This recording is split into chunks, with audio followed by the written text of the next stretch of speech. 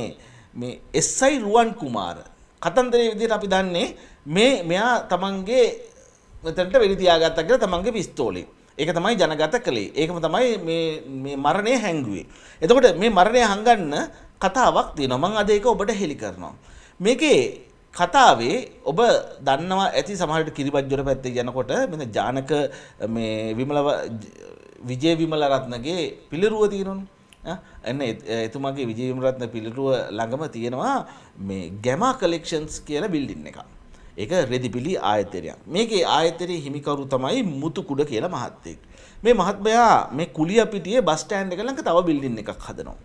මේ බිල්ඩින් එක හැදුවාම ඒ බිල්ඩින් එක හරි ව්‍යාපාරික වශයෙන් මාර මරමස්ථානයක තියෙන්නේ. දැන් මේක ඕන වෙනවා මේ දේශබන්දු දෙන්නකෝන්ගේ යාළුවෙකුට දෙන්න. මොකද දේශබන්දු දෙන්නකෝනුත් මේ පන්නලනේ ගෙවල් තියෙන්නේ.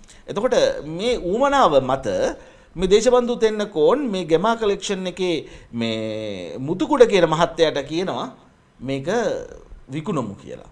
එතුමා ඒකට බෑ කියනවා. දැන් මේ දේශබන්දු දෙන්නකෝන් කාටද මේක අරන් දෙන්න යන්නේ? මේ කබ්‍රාල් කියලා ගෑනු කෙනෙක්. මෙයා ඇවන්ගාඩ් එකේ ආරක්ෂාව පිට නිකන් හයි ලෙවල් එකේ ඉන්න තැනැත්තියක්. ඒකට මෙයාට තමයි මේ අරන් දෙන්න යන්නේ මේ බිල්ඩින් එක කමිස් මුදලකට. එතකොට දැන් මේක දෙන්න කැමති වෙන්නේ නැහැ මුතුකුඩ මහත්තයා. ඒ නිසා මේකට නඩුවක් යනවා. නඩුව තාමත් යනවා.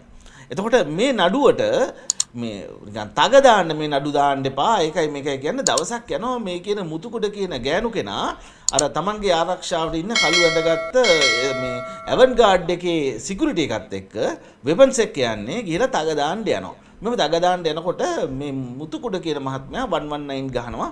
මෙන්න මට මරණ තර්ජනය කරන්න මෙන්න මේ වගේ වෙපන් එක කට්ටියක් ආවා කියලා.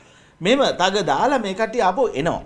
මේ එනකොට දැන් 119 ගහුවාම මුළු පොලිසිය වලට හැම එකටම මේ නිවුස් එක වදිනවනේ. මේ නිවුස් එක වැදුනාම ඔතන ඉන්න මේ අනිත් හැමදැනම බේරිලත් එනවා. හැබැයි නිර්භය පොලිස් නිලධාරියෙක් ඉන්නවා ඔය මම කියපු එස්.අයි. රුවන් කුමාර. මෙයා වාහනේ නවත්තලා චෙක් කරනවා හරියටම පෑලියගොඩ එන්ට්‍රන්ස් එක ළඟදී. හයිවේ එන්ට්‍රන්ස් එක ළඟදී. මේව චෙක් කරලා බලද්දී එයා දකිනවා මේක ඇතුලේ වෙපන්ස් එක්කම කට්ටියක් ඉන්නවා කළු ඇඳගත්ත. ඔය ඇවන්ගාඩ් එකේ සෙට් එක. දැන් එයා මොකද කරන්නේ? එයා තමන්ගේ OIC ට කතා කරනවා. ඒ අතරතුර මේක අල්ලගත්ත බව දැනගත්ත මේ දේශබන්දු දෙන්නකෝන් අන්න OIC ට කතා කරනවා මේක රිලීස් කරන්න කියලා.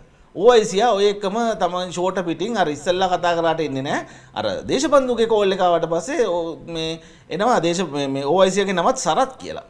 මේ සරත් කියන OIC ෂෝට පිටින් ඇවිල්ලා අර කොල්ලට දක දාලා අරව මේව කරලා යනවා. හැබැයි කොල්ලා ඒක අතාරින්නේ නැහැ. කවුද? IP රුවන් කුමාර. එයා තමන්ගේ අර තියෙනවනේ එදිනදා වාර්තා පොත කියලා තියෙන සාක්කු සටහන් කියලා කියන්නේ PMB පොත. ඒකෙත් මෙයා මේක සටහන ලියනවා. ඊට අමතරව තමන්ගේ දින පොතෙත් මේ කතන්දරේ ලියනවා. ඒ නිසා දැන් මේක ඔන්න මාට්ටු වීගෙන යන්නේ. මොකද්ද කරේ? මෙයාව මේ චරිතයෙන් අයින් කරන්න ඕනේ. චරිතයෙන් අයින් කරන්න නම් මොකද්ද කරේ? ඔන්න අර ඇවන්ගාඩ් එකේ සෙට් එක ඇවිල්ලා වෙපන් එකම බෙල්ලට තියලා වෙඩි තියලා මරලා දානවා.